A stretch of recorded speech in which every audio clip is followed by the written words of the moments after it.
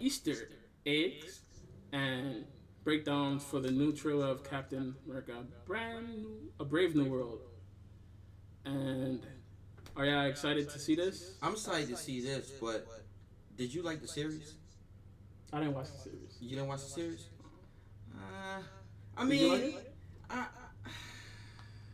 I mean, it was with Captain America's brother, right? Captain America's brother. What's his His name? best friend? No, his brother. His best friend? His brother. His best friend. The one that. Winter Soldier? Yeah. That's his best friend. Man, fuck that. That's his brother. That's what I was saying. That's his brother. But yeah. I did forget that nigga name, but I ain't gonna hold you. Yeah. But I mean, it was alright. But it was just going like different places with the series. It was just going different places. But yeah, you can go ahead. No, I ain't seen it, but I'll watch it if it correlates with this. Probably not. No, it doesn't correlate with that. No. But like, I'll watch it just because to like gather information about how he became, like, not how he became, but like. I mean, it basically tells. I mean, all right. The series basically tells you of why he has the shield and why he's the new Captain America, basically. Yeah. Basically, I know he got the shield obviously at the end of Endgame, because Rogers went back in time, right? And then he lived his life or whatever. Yeah, but it goes more deeper in detail with the series. Yeah, so it goes in more detail with the series. Because basically, my bad. Basically, he didn't want to be Captain America. Basically, what you say, his friend, what I call his brother. Basically, he said, he gave the shield to you. So basically, you have to be Captain America. There's no way around it. He left the shield to you. If he wanted Bucky, I think it was his name. Yeah, that's Bucky. Yeah, if he wanted Bucky to be Captain America, he would have gave Bucky the shield. Yeah. But he gave it to what's his name? Falcon. Falcon. Blue Falcon and Dog Wonder. But that's what I'm saying. But yeah, that's why he gave it to him. Alright. But what I was gonna say, I know it was like also the background of the diversity of him becoming the Captain America, because he's a black man and all that good stuff and diversity. Yeah. But let's get into it. How y'all doing? Are y'all excited for this?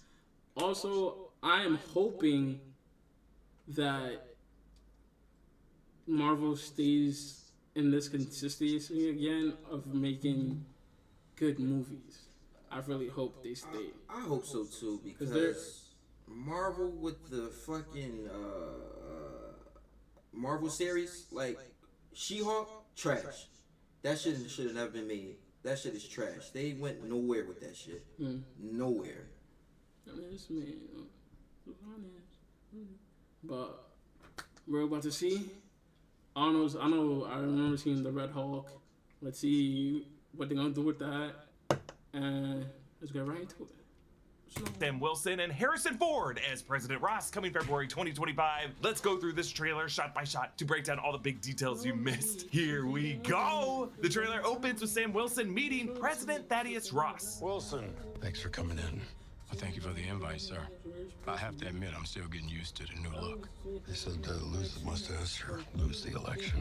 Harrison Ford now plays Thaddeus Ross. The character was previously played by William Hurt from 2008's Incredible Hulk to 2016's Captain America: Civil War, and its smaller appearances in Infinity War, Endgame, and Black Widow. William Hurt passed away in 2022. Harrison Ford has long been a figure suited to this genre, though. In the 1990s, he shifted from Indiana Jones films to playing Jack Ryan in Tom Clancy movies like Patriot Games and Clear and Present Danger. And while this never happened in any of Harrison Ford's Clancy movies, Jack Ryan does become the US president at some point in the books. It gets crazy. But of course, Harrison Ford then in 1997 appeared as the president in Air Force One. And that's the kind of like president equals action star nostalgia that I think Marvel is aiming for by putting Harrison Ford as president in this movie. Get off my plane.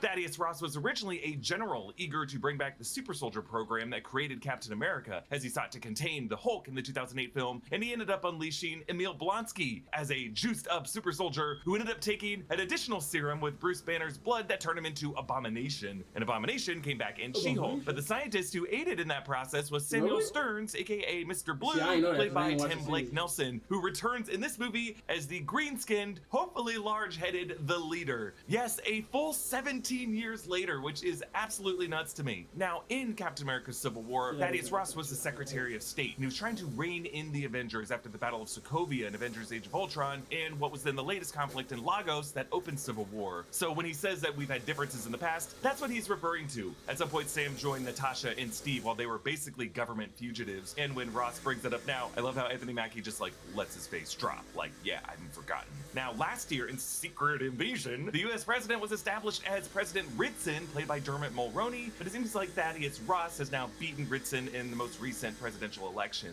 We last saw Sam Wilson in The Falcon and the Winter Soldier in April 2021 when he was dealing with the weight of Steve Rogers giving him this shield at the end of Endgame, and he teamed up with Bucky Barnes to fight the Super Soldier Serum empowered Flag Smashers, as well as US agent John Walker. That series ended with Sam embracing the title of Captain America with a new suit built for him by the Wakandans, but this movie's gonna put him in an even newer, bluer suit, yet we will see some early mission that will show him in a version of the white suit from the Wakandans. The whole idea of vibranium versus a more powerful metal is going to be an important issue in this movie. As Sam enters the White House, President Ross stands between portraits of James Madison and Thomas Jefferson. On the far left is a portrait of Dolly Madison, who saved some important founding documents when the British burned the White House in the War of 1812. And on the far right, John Tyler, who took over the presidency after William Henry Harrison died after just a few months in office. And I kind of feel like these two on the far left and right might tell us something about this movie, like a White House being destroyed and a very, very short-term US president. Sam and Ross joking about his changed appearance reminds us of Sorry for the background noises. the moment in Iron Man 2 when Tony Stark and James Rhodes had that line, "Look, it's me. I'm here. Deal with it. Let's move on." making a reference to the recasting in that Senate hearing. Thaddeus Ross then gives a speech to supporters behind bulletproof glass panels, and while modern presidents often do this for big outdoor settings as Secret Service protocol, the fact that these panels are so close and the camera focuses on them so clearly just tells us how unstable things are in America in the MCU right now. All the campaign signs read, "Ready, Ross!" The others show his photo rendered in an artsy way, kind of like a monochromatic version of the Obama 2008 Hope poster, but we don't see any vice president listed on any of the signs. I assume this would be like Ross's victory speech. Now Ross continues, You and I haven't always agreed in the past, but I want to make another run at making Captain America an official military position. And if we disagree on how to manage this situation, Work with me, Sam. Now, some inserts here hint at some military action. Let's break it down. We see some Japanese F-35s, and on the radar screen, we see what looks like Japanese fighter jets heading toward the Fifth Fleet in what looks like a hostile action. Yes, they might be on a mission together, but why would they be flying toward a U.S. aircraft carrier? The Japanese and the U.S. are allies, both in the real world and what seems like at the beginning of this movie, so what's going on here? Well, I'll tell you what they're fighting over. Tiamat! Yes, they are here in the Indian Ocean. That is the corpse of the dead celestial Tiamat from the Eternals film back in 2021. This guy's technically just been sitting here dormant in the Indian Ocean ever since and rarely ever addressed in the MCU. But the rumors are true. We will be returning to Tiamat in this movie. The fact that it's Japan, though, is noteworthy because in the CinemaCon footage that we saw earlier this year, there was a line from Thaddeus Ross where he credits Sam and Joaquin Torres for recovering the discovery of the Millennium stolen from a Japanese mining site. I speculated that metal could be adamantium and that they will be recovering its raw form from this giant corpse. Maybe after the Japanese refined it, Giancarlo Esposito's character stole it and it was recovered for the Japanese and the Americans by Sam and Joaquin, and that could be why we see Sam with Ross and that Japanese leader later. Geopolitics are going to be realigned by the discovery of adamantium as all these countries are scrambling to get their hands on a valuable weaponizable metal that would be stronger than Wakandan vibranium. That's why we saw the scenes with Val and Toby Ziegler and Black Panther Wakanda Forever.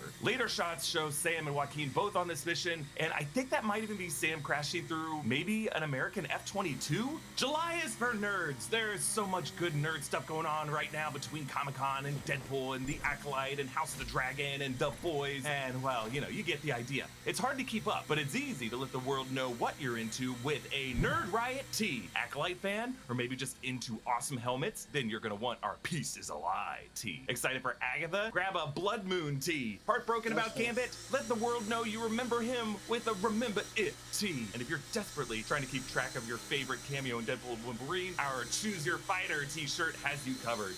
Gear up for nerd season at nerdriot.shop. It's the best way to support our channel. Now here is a shot of Shira Haas as Ruth Bat Saraf, who this movie is described as a former Black Widow spy and now a high-ranking government official. In the comics, she's an Israeli superheroine named Sabra. I don't know how much they're going to go into that in this movie. I think they've kind of revised her origin story to be one of those Black Widow agents that was part of the network that we saw at the end of the 2016 Black Widow film. In this shot, she's sitting across from someone with a big old trembling arm. I think this might be our first shot of Thaddeus Ross as Red Hulk. She is staring him down, unafraid. Maybe she is the official who gives Ross the serum. So yeah, let's talk about it here. This trailer ends with the money shot of Red Hulk facing down Sam Wilson in Washington, D.C., catching and throwing down his vibranium shield. I love that the trailer just goes ahead to reveal this because it leaked in like McDonald's Happy Meal toys. So we've all basically known that it's gonna happen in this movie. Now it's peak cherry blossom season here, and it's just stunning. And this movie's gonna release on Valentine's Day. Those will be starting to be in bloom in the DC area. Also, I think that might be a cherry blossom branch in the pot on the table in the blue room when the president meets with Sam at the beginning of the trailer. So I think earlier scenes this way will establish this final showdown. So Thaddeus Ross becomes Red Hulk in the World War Hulk storyline. So Marvel fans have really been expecting Ross to take this step eventually ever since 2008. But why will he become Red Hulk in this movie? Who knows? It could be a move of desperation from a former soldier who wants to handle things himself. Maybe there will be a health issue that Ross was hiding and he takes experimental treatments for. Because in that 2016 Civil War movie, he did hint that he had like a heart stent removed. Later trailer shots show Ross speaking in the garden outside the White House, followed by soldiers firing upwards at something. And then here, a huge part of the White House implodes. Now the official poster art shows a giant Red Hulk hand clutching a Captain America shield, and his fingers are starting to bend the vibranium. So we see the importance of needing a sturdier, stronger metal than vibranium, and that's why adamantium is going to be so important. And speaking of two video game characters just facing down in a cool looking setting, we have this awesome new Choose Your Fighter shirt design that you can get at nerdriot.shop. It's exclusive to New Rockstars, and it's really the best way you can support what we're doing here. Now really this trailer is a mix of CinemaCon footage and new footage shot in recent months in the reshoot. So we also now see Giancarlo Esposito's character. Esposito has hinted that his character will be someone who returns in the Marvel series after this, and Scooper, My Time to Shine Hello, claimed that he is playing GW Bridge, or George Washington Bridge, who's a mercenary who does SHIELD Black Ops missions, but also joins Cable in the group Six Pack. He was originally one of these early 90s figures introduced by Rob Liefeld and Fabiana Chiesa in the lineup of Deadpool, Cable, X-Force comics. You know, he's just someone who always got like a lot of straps and bandoliers and big old guns. So when Giancarlo says he's going to show up in a show after this, it could be someone connected to the world of the X-Men, or just any kind of show where there's arms dealings and specifically adamantium. So then the shot of Thaddeus Ross presenting in a White House ballroom with screens around him depicting a world map with sites highlighted. There's the US, France, and India with larger blips in them, but then stronger pings that might just be bases or world capitals of allies in this joint mission to recover adamantium and control its use. So we see a little dot on Iceland, on Portugal, and then either the Canary Islands or Madeira off the coast of Morocco there, then Tunisia in Northern Africa, Austria, and then up to Sweden, and then Ukraine. Don't mention the war. Afghanistan. Don't mention the war. Vietnam. I mentioned it once, but I think I got away with it. Mongolia and Somalia, and then in a later shot, that's definitely Australia and New Zealand. Now we see cameras, so I assume this is being televised, but I wonder if the bigger sites, like the orange rings, might be the sites where adamantium deposits were found, because Tiamat has been with Earth since as long as humans have been around. So it may just be that Tiamat's emergence is what caused us to discover this metal that's been under our feet all this time. And I've said in a lot of videos before, it is just interesting that Wakandan vibranium came from a meteorite, and that this substance would have come from something from the cosmos. That maybe both vibranium and adamantium were gifts from Marvel's gods of the Celestials to like empower and select Earth to be more fit to survive than other planets would be in the cosmos. Now, when it comes to this presentation, we later see Sam, Isaiah, and Joaquin at a global unity summit at the White House, and the photographer in the foreground has a green hand. So this must be Samuel Stearns, the leader, and he's posing as immediate personnel to trigger what happens next here. We see Sam sitting with Joaquin, and by the way, Joaquin's played by Danny Ramirez from Top Gun Maverick. He was Sam's US Air Force pilot buddy who becomes Falcon in The Falcon and the Winter Soldier, and they're sitting next to Isaiah Bradley, Carl Lumbly, who we also met in The Falcon and Winter Soldier. He was a former government super soldier, aka the Black Captain America, who was cruelly tortured and imprisoned and covered up by the US government until a nurse took pity on him and helped him break out. Nah, I really gotta watch it because I ain't know none of that. I ain't know none of that. At the end of the Falcon Winter Soldier, he seemed to be in a better place. He's taken his grandson Elijah to visit the Captain America exhibit at the Smithsonian, but now, in this movie, something happens here to trigger him into a kind of brainwash, taking a Secret Service agent's gun and firing at the president. And we see how Isaiah still has his enhanced strength. He throws this guy across the room. Now, the CinemaCon footage indicated that this was an audio frequency that plays throughout the room, and it brainwashes him, and that Isaiah won't be the only person affected. Other Secret Service agents will as well. And we see Sam fighting with one of those guys. So it's gonna be a big mess. And we're gonna follow Isaiah through the White House. He leaps through the window of the same room that we saw earlier. So Sam tells Ross in the Situation Room that his inner circle has been compromised. And then we see Sam and Joaquin in a different scene finding a grimy lab with medical equipment, a chair with straps, a gurney with straps, and a red light over it all. So likely this is where they turn. Because also, I didn't know they picked a new Falcon. Yeah.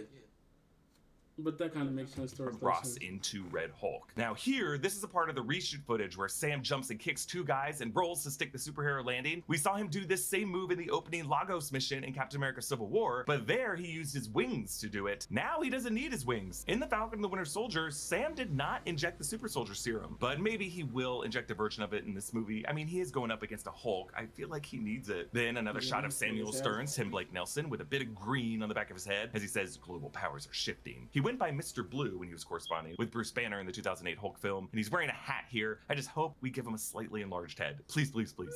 Now, often paired with Ruth is actress Hossa Roquemore, and I'm sorry, I'm trying to say that correctly because she's named after the Hossa people of South Africa, and they have a specific consonant sound. Her character is not named yet, but I wonder if she could be a Dora Milaje embedded with the US government and reporting to the Wakandan government the US attempts to develop adamantium weaponry that they're trying to use to overpower Wakandan vibranium. We do not see Liv Tyler as Betty Ross in this film, but she is confirmed to return, and set photos showed her at a funeral, and we see that funeral in this trailer, and I'm wondering if this is Steve Rogers' funeral, or maybe a ceremonial funeral because they still can't find him and maybe they're just assuming he's dead. I'm loving all the shots of Sam's new blue suit in this trailer because they're keeping the wings now, and actually they make the wings bigger and like more feathery shaped. Like they really do look like the wings of an eagle. And it's just so cool that Sam can always find his own way to express his patriotism. As he faces Red Hulk in the DC Cherry Blossoms, we see that he has a new version of the drone Red Wing as well to go with his new suit. And the fact that they're using more avian imagery to design his suit almost makes it forgivable that they turned Red Wing into a robot drone. I want Red Wing to be an actual bird like he is in the comics, but it is very cool here to see him breaking the sound barrier in that Tiamat fight over the Indian Ocean because it's like what we saw in the early flights of Iron Man's suit in the first film. This movie is going to rock. Look, I know February 2025 could be a very difficult time for our country, and seeing a drama with a crazy president turning into a Red Hulk, smashing through the White House might just hit differently at that point. Or this movie could be what like fixes America. It could be the escapism we all need. But announcement, tomorrow we are going to have a very special video on the channel. Many of you have been asking, hey Eric, what X-Men movies do I really need to rewatch before Deadpool and Wolverine? And since that movie might be bringing in characters from Daredevil and Blade and Fantastic Four, do I really need to watch all of those as well? Well, tomorrow's video will be the perfect answer to that question. It's a complete history of all 80 Marvel titles ever since 1998 and what you need to know about them before walking into Deadpool and Wolverine. We worked really hard on this video, and I think you're really gonna love this historical timeline explanation. Comment down below with your favorite part of this trailer. Follow me at EA Voss. Subscribe to all 3 channels in the New Rockstars Network for breakdowns and news coverage of everything you love. Thanks for watching. Bye. Facts. Facts. I think I'm definitely gonna go see it. So, let us know what you think about the trailer. What is your favorite part? And what are you most excited for? And what do you think they're gonna bring out? Like I said, I really hope Marvel will stay with this consistency. They seem like they're on a good track. Oh, let's keep it going. Yeah. Appreciate y'all. Let us know in the comments. Like, comment, subscribe. Until next time. Peace.